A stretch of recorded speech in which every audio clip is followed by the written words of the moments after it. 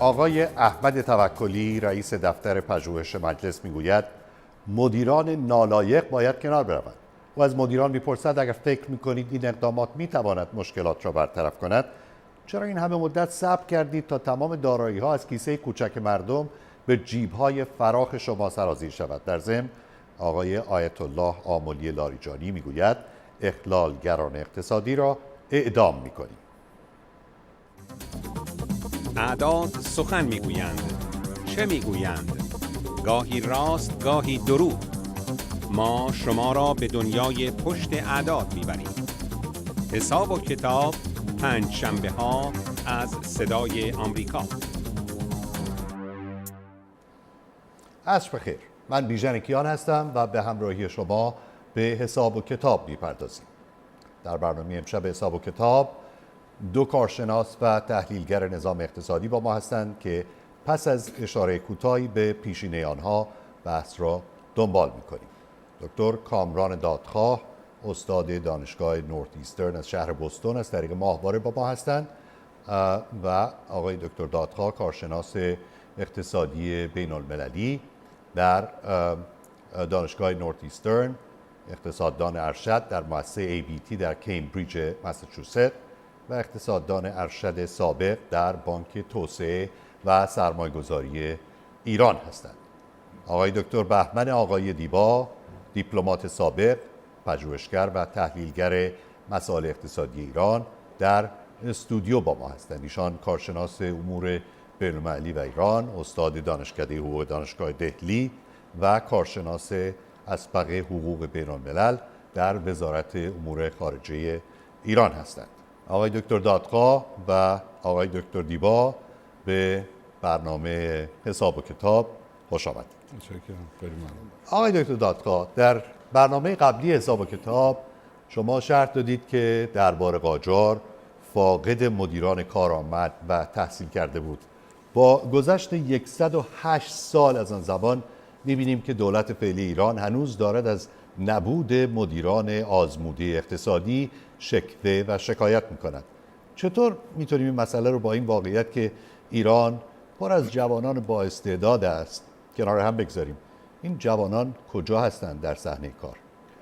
مسلماً همین امروز هم بر اساس آمار هم بر اساس تماس‌های شخصی میگم ایران به اندازه کافی متخصص و افراد کارآمد داره، ولی شرط این که اینا بتونن کاری از پیش ببرن دو تا شرط وجود داره. اولا شما ممکنه که بهترین پزشکار رو در یک جامعه داشته باشید. اگر کسی به پزشکی، به علم پزشکی، به دارو و این چیزها اعتقاد نداره و میخواد اسفند دود کنه و بره امامزاده دخیل ببنده و نمیدونم دعا بخونه، طبیعتاً از این پزشکا کاری بر نخواهد اومد. این اعتقاد به این که کسی با علم اقتصاد کارا رو پیش ببره وجود نداره، نه در دولت، حتی در بسیاری مردم. دوم اینکه باید محیطی ایجاد بشه که مدیر لایق، مدیری که کار رو پیش میبره تشویق بشه، انگیزه داشته باشه و کسی که خرابی بالا میاره مجازات بشه. در حالی که به قول مثل اینکه مرحوم دکتر حسابی اگر کسی میخواد در ایران امورش خوبی بگذره باید خونه مردم رو خراب کنه، اگر خونه رو آباد کنه مردم خونهش خراب میکنه. دکتر دادخواه، این اظهارات آقای احمد توکلی رو شنیدید و اظهارات آقای آیت الله آملی لاریجانی رو، بیکفایتی مدیران از یه طرف و تهدید اعدام اخلالگران اقتصادی از طرف دیگر. این مدیران بیکفایت ارتباطشون با اخلالگران اقتصادی چیه؟ من نگران هستم که وقت اخلالگران اقتصادی مدیران بیکفایت به جای اخلالگران اقتصادی اعدام نشن. بعید نیست. ملاحظه بفرمایید این روش دیکتاتور هاست. در هر سیستم دیکتاتوری یک مقدار زیادی مجازات ها هست برای مسائل اقتصادی. برای اینکه مسائل اقتصادی از حال عادی خارج شده و بنابراین مجازات بسیار زیادی میکنند برای کسی که با خط دولت رو و خط افراد در قدرت رو انجام نده. اگر برگردیم به اتحاد شوروی سابق در زمان استالین، اگر کسی حتی جنایت و قتل مرتکب میشد مجازاتش به این اندازه نبود که یک کوچکترین کاری بکنه برخلاف اون خواسته های اقتصادی کج و غلط استالین و دار دستش. سپاسگزارم. دکتر دیبا، بالاخره بانک مرکزی اعلام کرد که نرخ واحدی برای ارز خارجی داره و سود بانکی رو هم افزایش داده. البته یه سوال دیگه در ارتباط با سود بانکی دارم. به نظر شما این اقدام حکم مسکن موقتی رو داره یا اینکه اصولاً عمق بیماری اقتصادی ایران تا چه حد هست؟ بدون شک موضوع مربوط میشه به در واقع به نوع مسکن برای وضعیت اقتصادی مسکنه، فعلی. نه، درمان واقعاً اصلی نیست. درمان واقعی برای مشکلات عمده اقتصادی کشور. راجع به مسئله نرخ ارز باید بگم که اقداماتی مثل دادن چند تا بخشنامه و یا دستگیر کردن چند تا افراد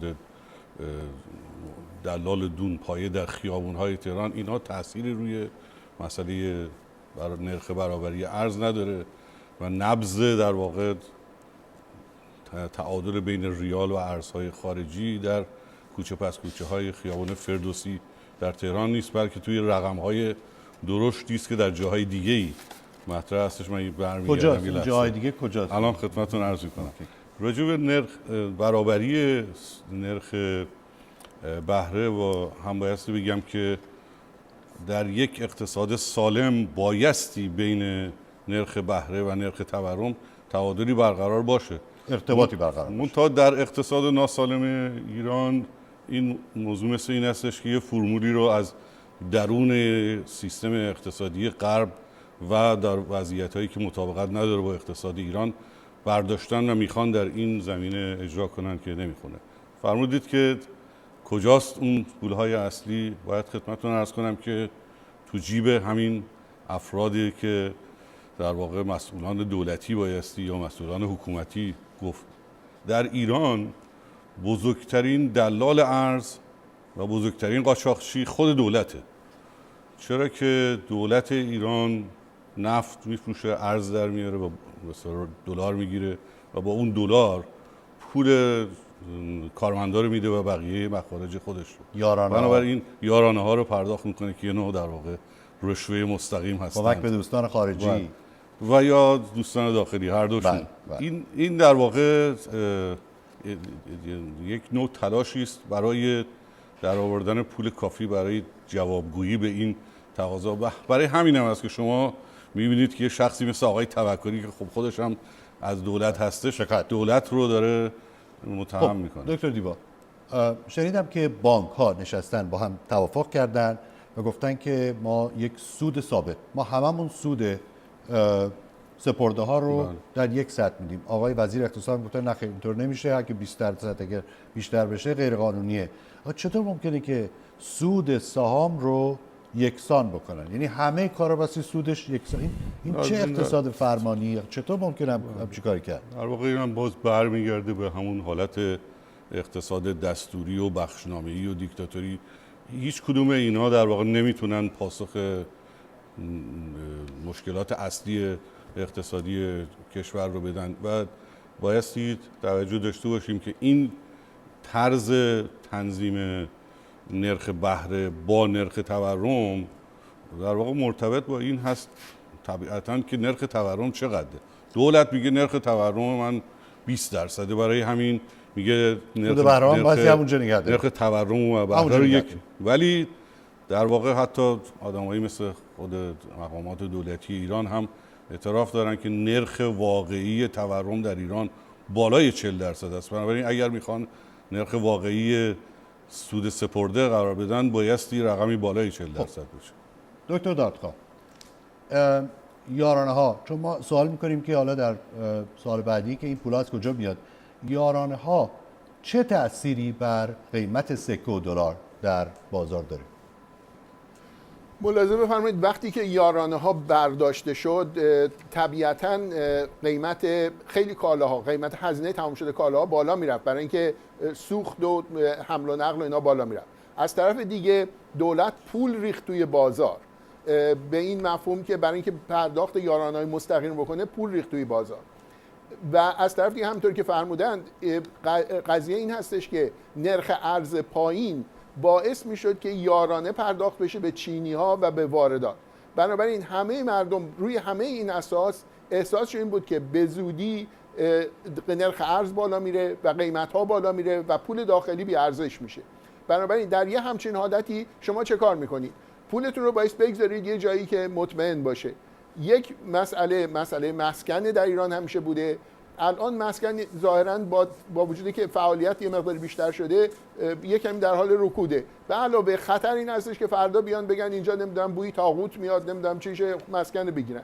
بنابراین راهی که مردم پیدا کردن این است که به طرف سکه و به طرف حساب ارز هجوم بیارن. سپر حفاظتی شده، سپر حفاظتی بله. مالی، سپر حفاظتی مالی اونهاست.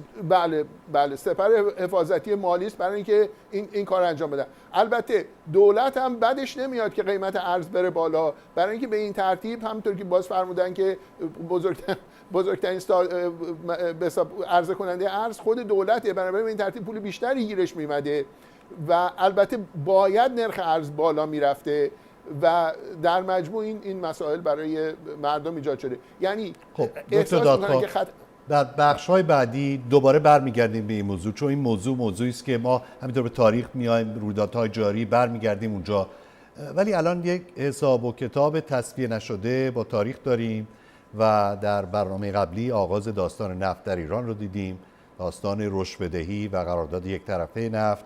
اجازه بدهید بازگردیم و با هم گوشه‌های دیگری از تاریخ را دنبال کنیم.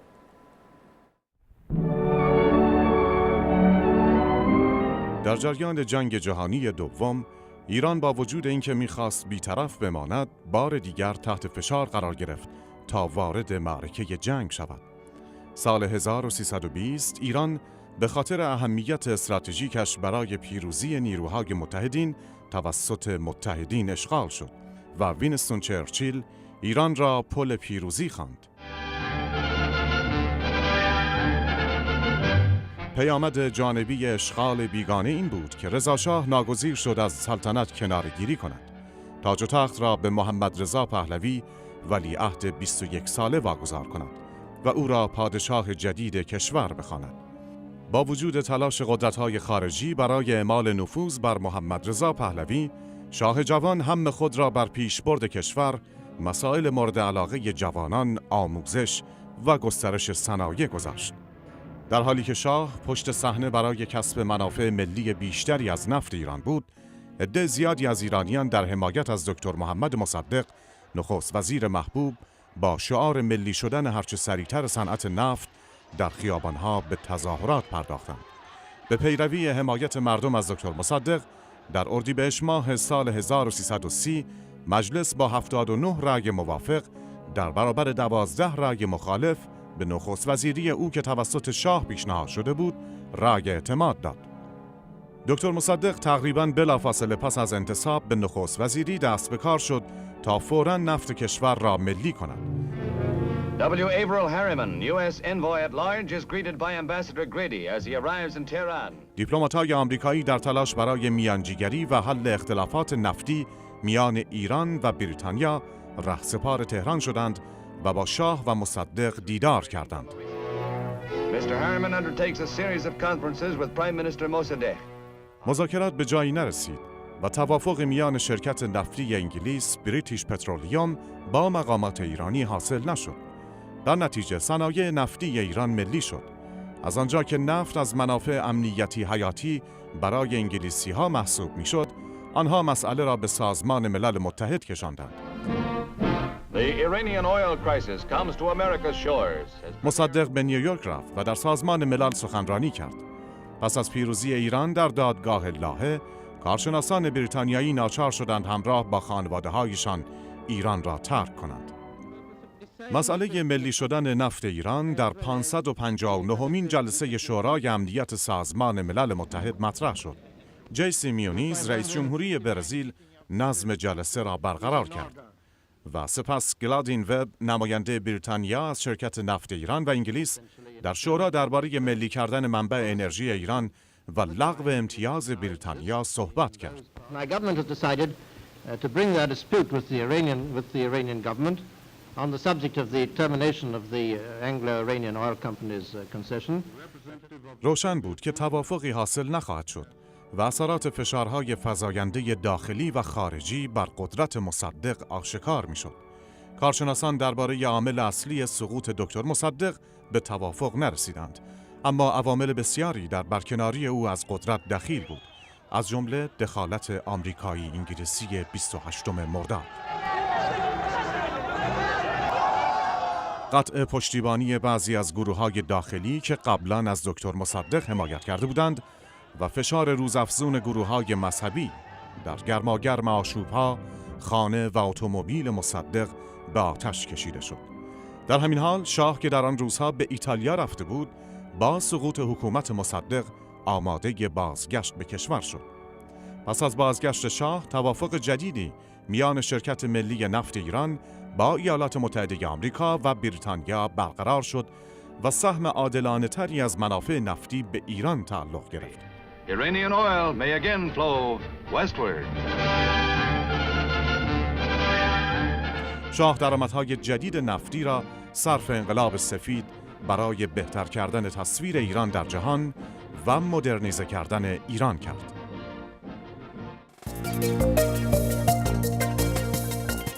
گوشه از تاریخ پرماجرا و بحث برانگیز نفت را در ایران با هم مشاهده کردیم. حالا برمیگردیم و نظر کارشناسان و متخصصین را در پیدا کردن جواب برای سوالهایی که هنوز هم پس از گذشت بیش از نیم قرن در ذهن من و شماست جویا می‌شویم. دکتر دادخواه، سوابق نشان می‌دهد شرکت نفت ایران انگلیس تمایلی نداشت که درباره مفاد قرارداد نفتی با ایران دوباره مذاکره کند. با این همه در بهمن ماه سال 1329 با پیشنهاد 50-50 برگشت، ولی پیشنهادش رد شد. آیا تصمیم دولت در آن زمان تصمیم عاقلانه‌ای بود به نظر شما؟ این تصمیم واقعا تصمیم دولت نبود، فشاری بود که نمایندگان مجلس بر رزمارا گذاشتن و رد کردند.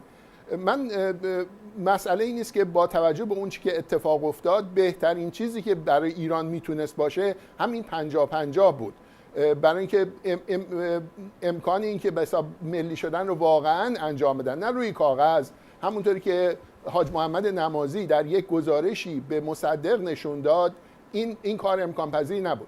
ولی من یک نکته چه کاری امکان پذیر نبود؟ اینی که واقعا ایران به حساب نفت و دست خوش بگیره.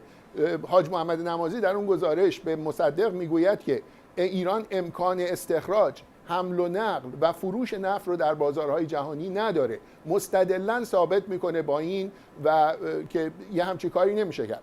منتها چیزی که بایستی در مقابله با انگلیس ها گفت این است که شرکت نفت ایران انگلیس واقعا گدابازی، حقه بازی و دزدی میکرده و مثلا نفت رو ارزونتر به نیروی دریایی انگلیس میفروخته و اینجور چیزا.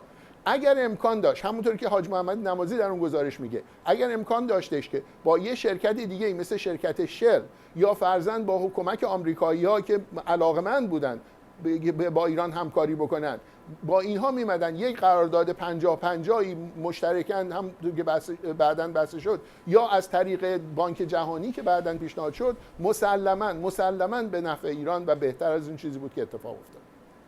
دکتر دیبا، در سالهای 1129 و 1130 فضای کشور شدیداً سیاسی شده بود. آیا واقعیت دارد که ملاحظات سیاسی و کشمکش قدرت تصمیم گیری های صحیح اقتصادی را تحت شعاع قرار داده بود؟ به نظر شما این صحیحه که بگوییم که مجلس حاضر نبود به هیچ پیشنهادی از جانب شرکت نفت ایران انگلیس، حتی اگر پیشنهاد خیلی خوبی بود، تن در بده؟ نظر شما چی؟ بله، خب این وضعیت فکر کنم در نه تنها ایران، در خیلی جاهای دیگه هم به چشم میخوره که فشار و وضعیت سیاسی مانع این میشه که در واقع تصمیمات صرفاً با توجه به ملاحظات و سود اقتصادی اونها گرفته بشه. من فکر میکنم در شرایط امروزی شاید بگیم مثلا وضعیت لوله نفت از کشورهای اطراف خزر به دریای آزاد یکی از نمونه‌های اون هستش که گرچه بهترین راه این بود که از ایران رد میشد، ولی به دلایل سیاسی نه به دلایل اقتصادی این لوله ها از جاهای دیگه رد میشن.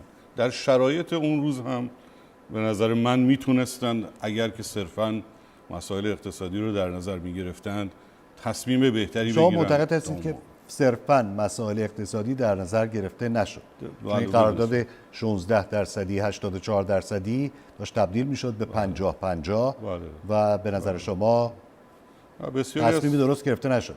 تصمیم سیاسی بود نه اقتصادی. بله همینطور است. فکر میکنم بسیاری از کارشناسانی که الان به موضوع نگاه میکنن، یعنی حالا که موضوع گذشته، روی این موضوع توافق دارند که ملی شدن واقعی نفت ایران سالها بعد از زمانی که حالا ما صحبتش میکنیم صورت گرفته، یعنی رسیدن به فرمول هایی که ایران بتونه با شرکت های خب من یه سوال دارم اینجا.